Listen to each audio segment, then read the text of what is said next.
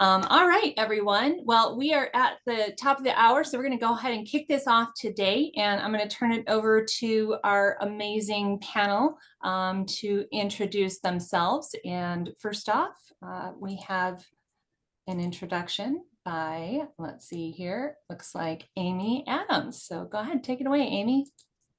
I'm Amy Adams, and I am a real estate broker, and I live here in North Georgia, but I'm an instructor in a lot of different states across the country, and I live in North Georgia. I have a chocolate Labrador. I have two sons that were, I had just had, I had a 6-week-old baby and he is in college now when I went to real estate school.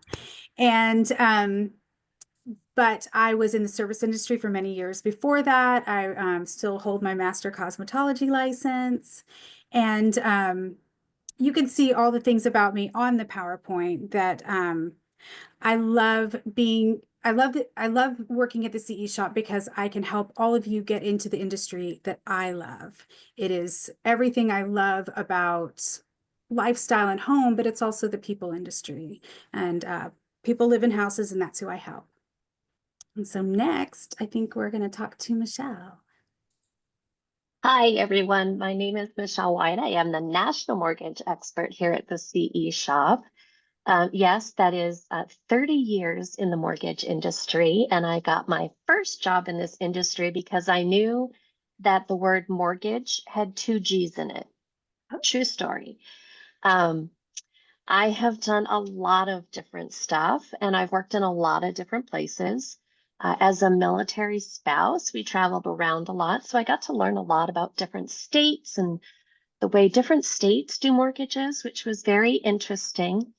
I originally planned to jump careers to education, but I planned and the Army laughed, and we ended up moving and retiring much before I had anticipated. And I did finish my degree in education, but that brought me right back into the mortgage industry. So as many times as I've tried to change jobs, it's always brought me right back in because I do have a passion for it. And if you really have a passion for helping people, this is a great place to be.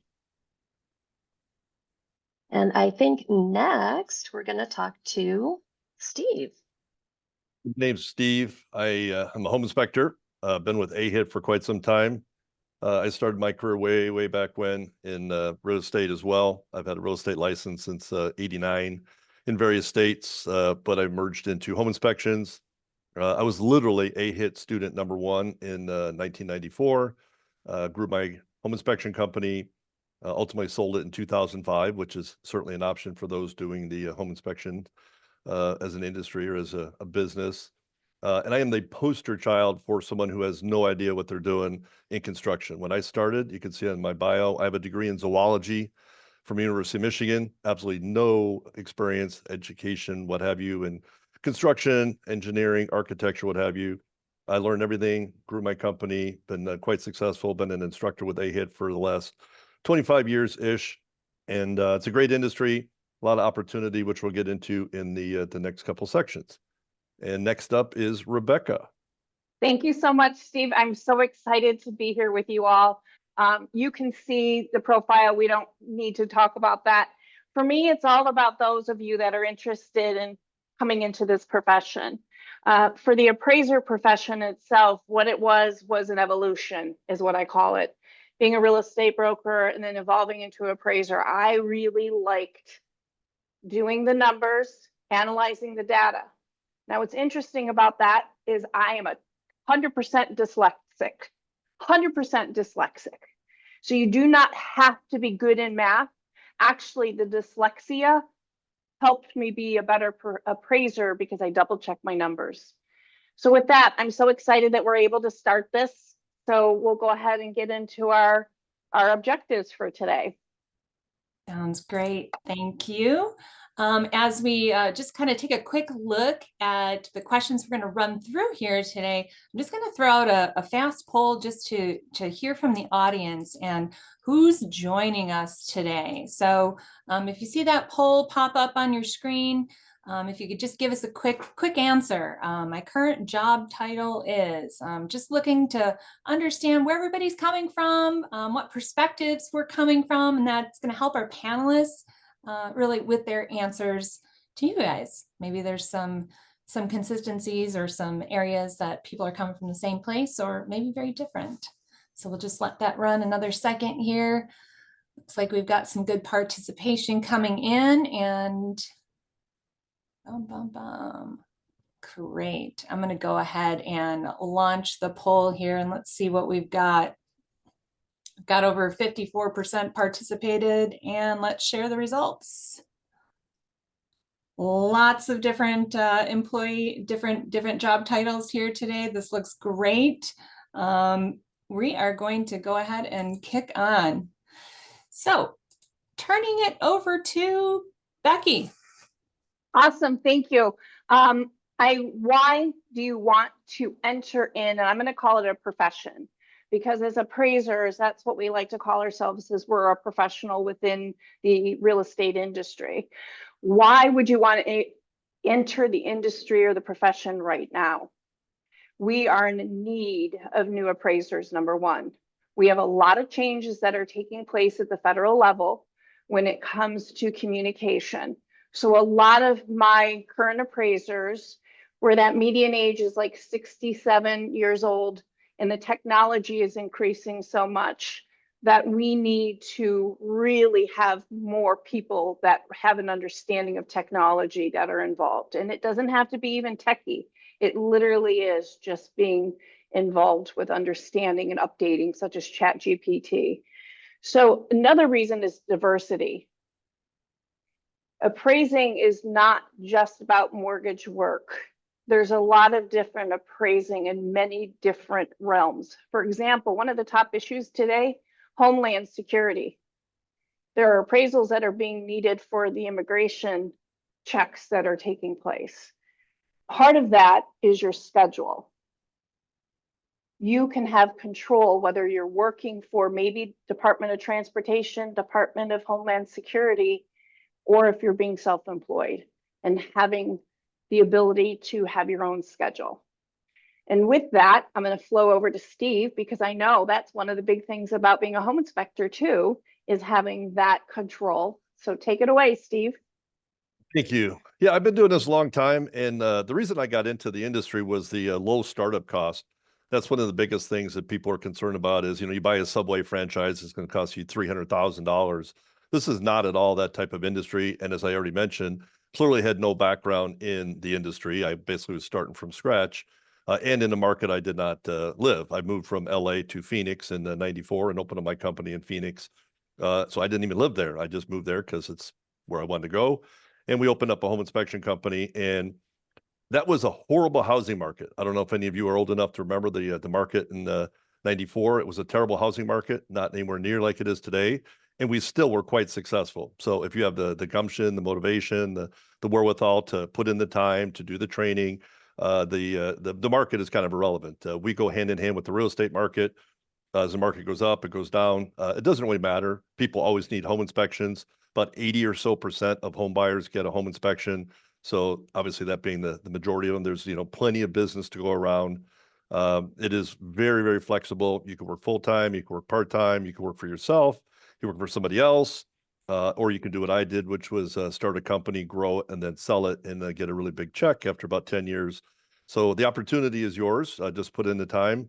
And as long as you do it, it's pretty hard not to be successful, quite honestly, because there's always a need for home inspectors because just like in the appraisal industry, the industry is aging.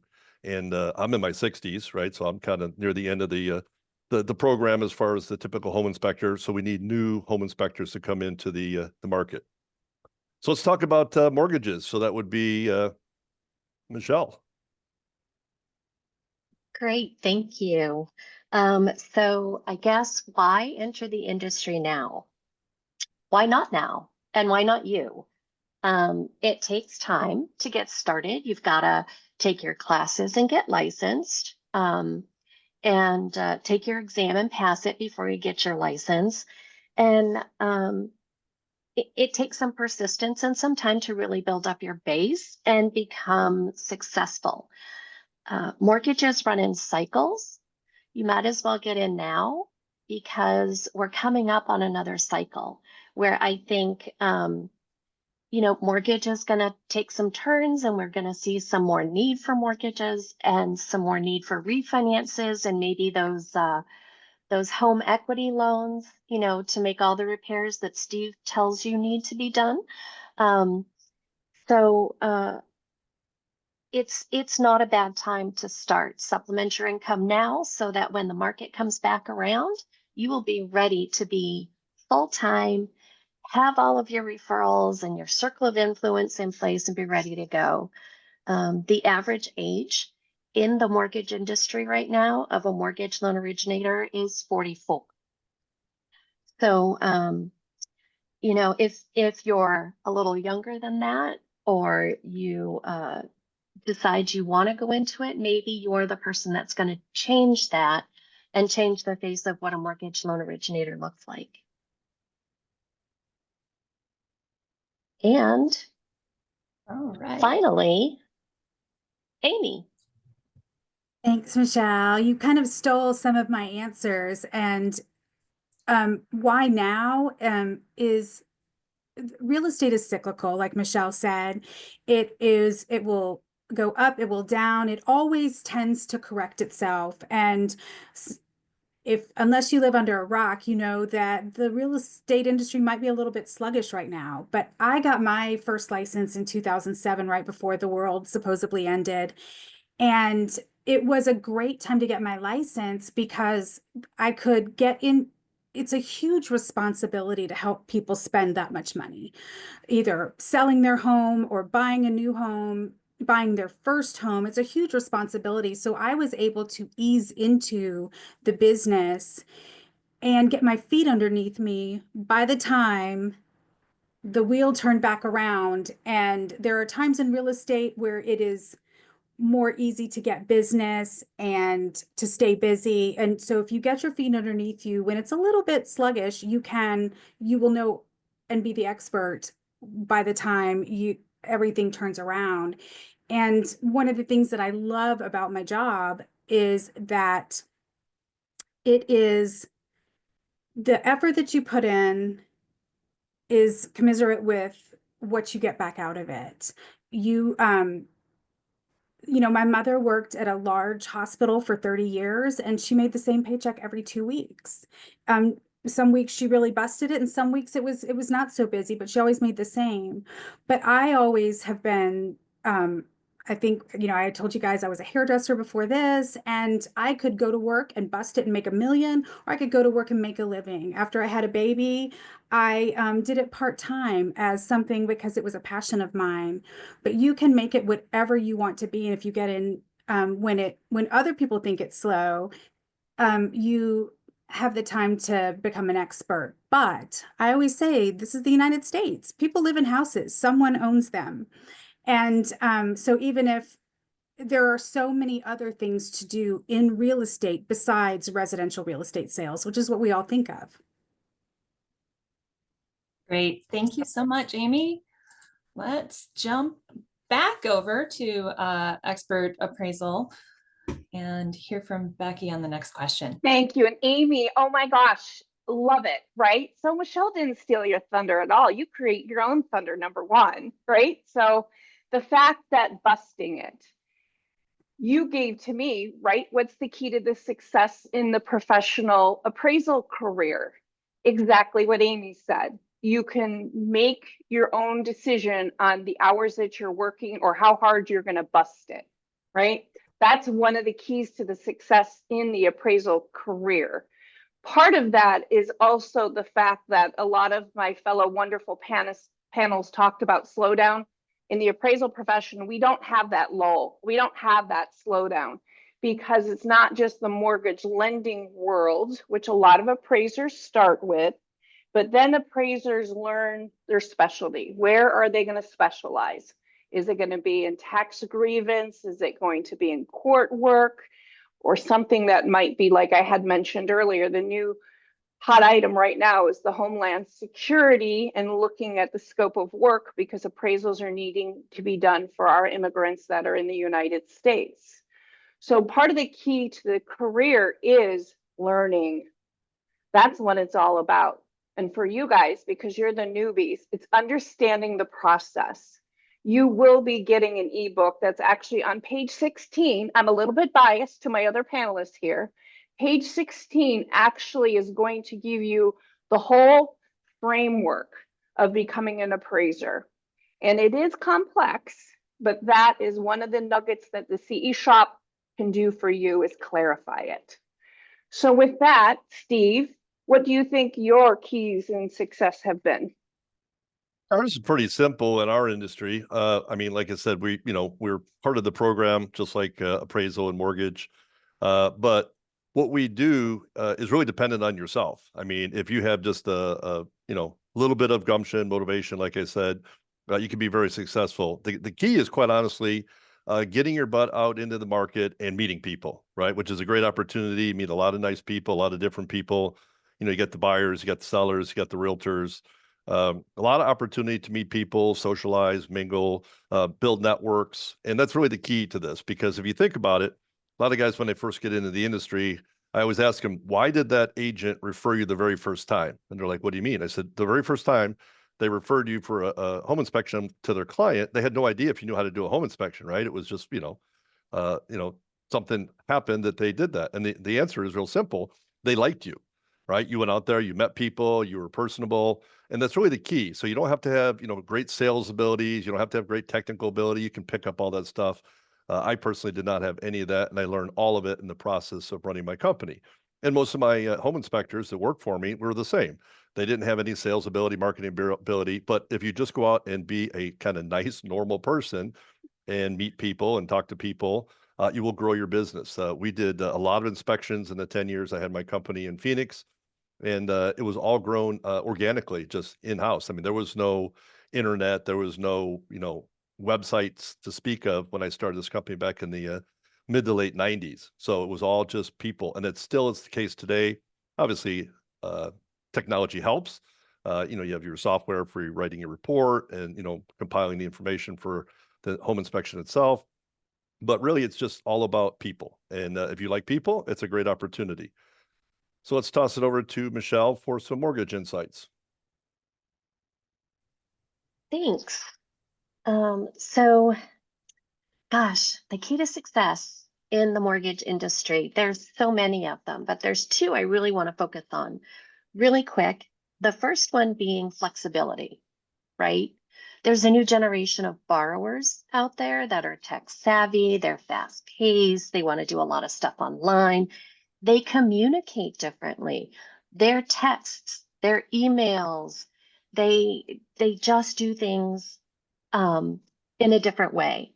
But at the same time, you also have those Gen Xers, those baby boomers that are either downsizing or refinancing. And they're going to want a little bit more direct communication. They're going to want a little bit more touchy-feely in person, guide me through this kind of customer experience. So one of the keys is being flexible, staying up on the new trends while still also providing for those borrowers who aren't as tech savvy, aren't as up on new trends as you are. The second one is be unique. Customize your loan products, customize your consumer experiences, find your niche and market that. Do what you feel comfortable doing. And then I think one thing that is going to really make somebody stand out in this industry is to be a resource even after closing. And you do that by networking and continuing your education and understanding what's available in your community for homeowners, and touching base with people. If you continue to be a resource for them when they're ready to sell, when they're ready to refinance, when they're ready to add on that extra mother-in-law suite, who are they going to come back to? The person that has been there for them since the beginning of the process. So really about establishing relationships with these people, with your borrowers, so that they can continue to come back to you for anything they might need housing related. And I think that's really going to be a great opportunity. And we're going to see what Amy has to say. And hopefully I didn't steal your thunder. You did. You did, but mine is a little bit of a different spin. Mine was going to be about being flexible, which is what my first broker told me, and also about expertise, but in a different way. The real estate industry, there are so many different areas that you can work in: commercial, agricultural, but most of us do think of residential real estate, and it's the people business. It's the people business. And I think that's why so many people who were in the service industry, like I was a, yes, I was a hairdresser, but I was also a waitress, and I was a server for a long time while I was getting my hair license. But it's the people business. You are helping people spend probably the most money they will in their lifetime on any one item. And it's a nerve-wracking process. And you've got to be flexible with, you're going to show houses at 2 on Saturday. You're going to maybe need to pivot because their baby is sick. It's the people industry, and learning how to adjust, and you will attract a clientele like you. If you are a numbers person and that's why you're buying your house, it's an investment. Yes, you live there, but you will attract a clientele that thinks the way that you do, maybe. If you are all about lifestyle and you want to live in a certain neighborhood and live a certain way, that's a certain kind of personality. And you have to be flexible and work with your own strengths. And that's the other thing, is be the expert. The reason in real estate that we can accept compensation for helping people with buy and sell real estate is because we're professionals. We're real estate experts. And know your market, know what you're talking about, stay up on things, stay in contact, and know what's going on in your market, in your area, in what you work in. A lot of places in the country go through different cyclical things, and they may have to be an expert in a lot of things, not just one area. Thank you, Amy. We're going to keep kicking it along here. I'm going to wrap up with one key point from each of you, Thank you. about advice for newcomers, please. So just bridging up what Amy talked about, people, we need you. If you're tired of people, please come to the appraiser profession, because we are half in the field with people and half in the office. And my office is in my living room, so I can watch the family movie. We need you. We need new appraisers. So my biggest advice is, when you get this ebook, page 16. So with that, Steve, what is your advice? Well, raising 50%, we're not in an office 80%. So about 80% of the time we're out in the field. We're visiting houses, and I've been in multi-million-dollar houses to like little shacks and everything in between. So there's a lot of opportunity to see beautiful homes of every variety, meet people. But for newcomers, the real key is you got to put in the time, right? You got to read the material. You got to read the books. You got to do your practice inspections. You got to, meet people and talk to people and do your research. I mean, I can't stress it enough. Probably the most successful students I've had over the last 20 years are the people who ask the questions. And if you don't ask the questions, you don't know the answers, right? Nobody knows everything. So the people literally, I had one guy named Dylan in California. He literally called me or texted me or emailed me about 500 times in his first year in business. And he's very successful, still in business to this day. He's been in business like 20 years. So ask the questions. You're up, Michelle. I'm up, and I'm going to make it really simple. Advice for newcomers: just do it. If you've ever considered it, if you ever thought about it, just do it. Now is your time. Go for it. Same And on to thing. Amy. We have all the tools to make you successful. And this is the time, jump in. Don't question yourself. If you're interested in this, let's do it. And it is so much possibilities ahead of you. There are so many possibilities in this industry to be in the real estate sales end. A lot of salespeople move into the appraisal world, the mortgage world, and even the home inspection world. So more knowledge is better. That's my advice for newcomers. Keep always learning. And what do we all think that 2025 will be the year of? What do you guys think? I love this question. Just launched a poll so everybody can add in their own thoughts. It'll be interesting to see. I don't know, does the panel have any brief fill in the blank on this one? So number one, I love this because, sorry, Michelle, I love this because you don't have to do the, what I'm going to change this year. It's just picking a word. And Michelle has got some wonderful words of wisdom. Oh, so I would say 2025 will be the year of just taking the leap for everyone, for people starting in the career, for people who have been sitting on the fence, deciding whether to buy or not, whether to refi. I think it's just going to be the year. Things are settling down, they're smoothing out, and we're all just going to take the leap this year. Good word, opportunity. If you take advantage, you'll be successful. If you sit on your couch, it's never going to happen. And well, they can sit on the couch and take their training classes. Sorry, Amy, I didn't mean to interrupt you. But I just want to caveat that, right? I mean, that's what the CE Shop is all about. You can be on your couch getting your education. Sorry, Amy. Yes. And 2025 is the year of opportunity and change. What are you going to do this year? Get started. All right. Now, I know we're right at the end of our time here. We have been monitoring the questions in the chat. Stephen, thank you so much. You've been helping to answer as we go along. If you do have any new questions that we haven't talked about here today, feel free to pop them in the chat and we'll see if we can squeeze a few more answers in before we wrap up today. I did also pop in a link here to our Career Navigator quiz. I know it sounds like all of these fields are very interesting and exciting, and sometimes people need a little bit more to help understand the details of each one. So check that quiz out, might help you out a little bit. So I'm going to interrupt. I see there's a question, appraisal of fire damage. Yes, unfortunately, FEMA appraisals or damaged properties is a great source of work. I hate to say it like that. Whenever there's a tragedy or whenever there's a loss of an asset, an appraisal needs to be done. And they are one of those niche fields because you're appraising that property with a hypothetical prior to the damage.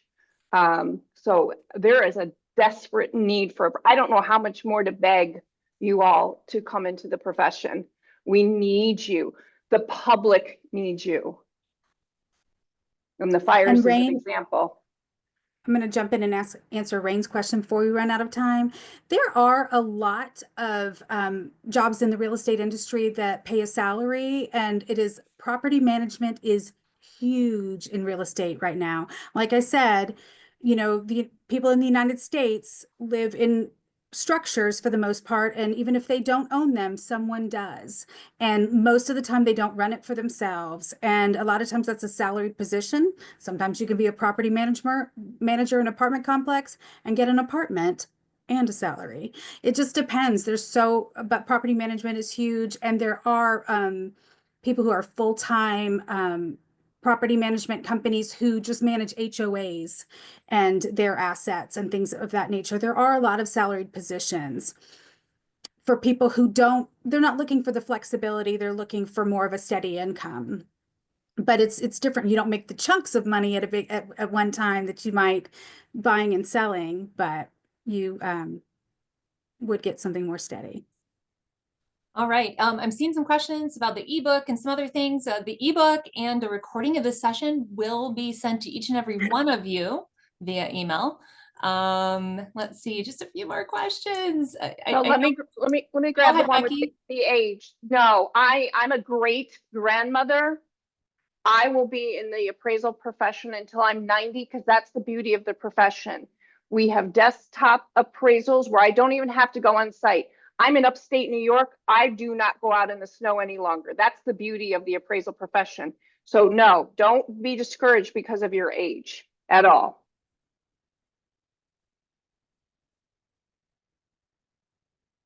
All right.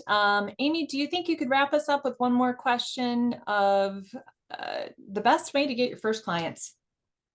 The best way to get your first clients is to let people know what you do for a living. A lot of times your firm will give you a name tag. I wear it to the grocery store even. Tell people and ask for business. A lot of times people are really bashful to say, hey, this is what I'm doing now, if you know anybody. But also if you're uncomfortable asking for business, make people at least aware of what you do and that you are looking for business. And don't be a hermit. Get out there, let people know what you do. I mean, you're offering a service. You're not, people don't have to take it, but if they know what you do, they'll ask you. Always be willing to answer questions. Like Steve said, he's got a student that calls him from when he was in school, but being the go-to source for information for people will end up, it's a seed that's planted that grows. All right. Thank you so much. Wonderful panelists here today. Great questions. If you are interested or looking for courses, I see some of those questions coming through. Please check out our website. We'll have those links in the follow-up email as well. But that's a wrap for our session here today. So great session. Thank you all so much for joining us today. We sure appreciate it. Have a good one.